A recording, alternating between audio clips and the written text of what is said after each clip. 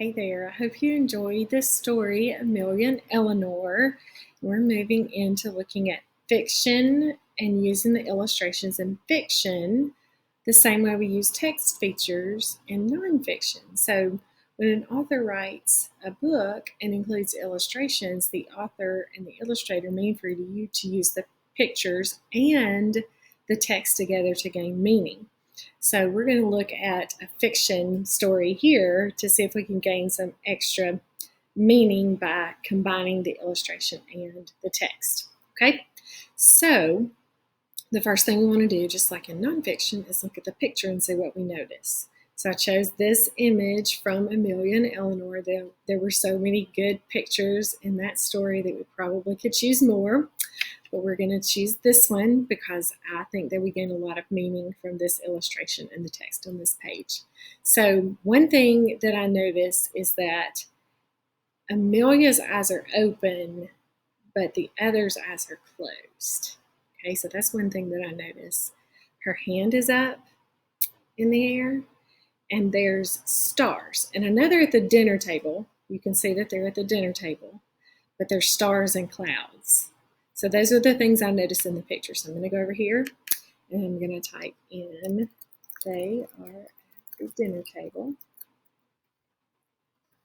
Amelia's eyes are open, but the others have their eyes closed, even though they are inside.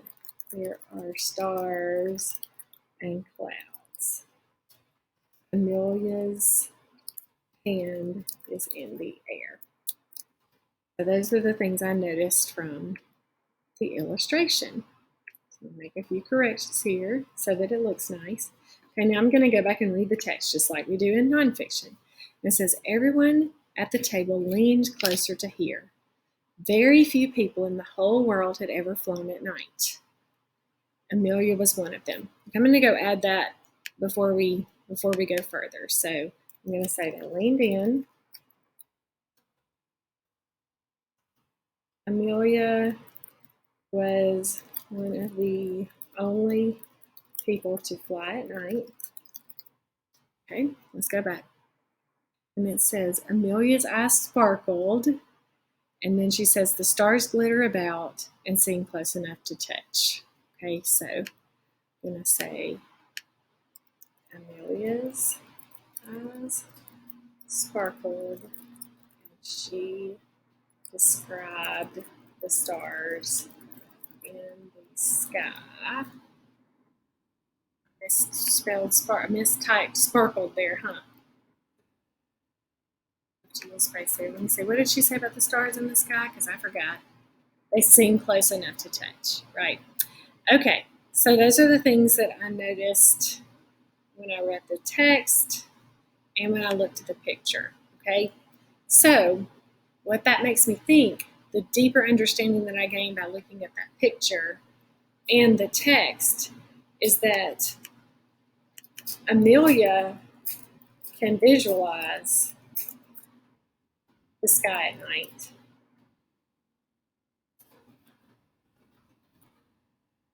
That's why those stars are kind of in that, like, she's got her hand up and she's describing it. So she's thinking about it because her eyes are sparkling. She's been there. So she can visualize the sky at night because she has been there. The others can only dream about what it looks like. So they leaned in. They were so anxious to hear what she had to say. So their eyes are closed. So they're kind of dreaming about it. She's picturing it in her mind, and they're dreaming about it. So I think that's why the stars and the clouds are in the sky back there. So that's my expanded understanding after putting that illustration and the text together there. So I used to not pay a lot of attention to the pictures when I was reading picture books, but it's very important that you think about the information that you gain from the picture that you don't necessarily get from the text.